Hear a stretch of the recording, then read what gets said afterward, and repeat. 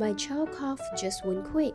Could it be an overreactive cough reflex? Chronic hypersensitive cough syndrome in children refers to a persistent cough caused by an exaggerated cough reflex, even in the absence of active infection or major airway disease. What are the causes? Most common, post-viral cough, allergic rhinitis, cough variant asthma, laryngopharyngeal reflux, environmental triggers like dust, cold air, perfume. What are the clinical features? Dry, non-productive cough, worse at night with talking or laughing, no systemic symptom.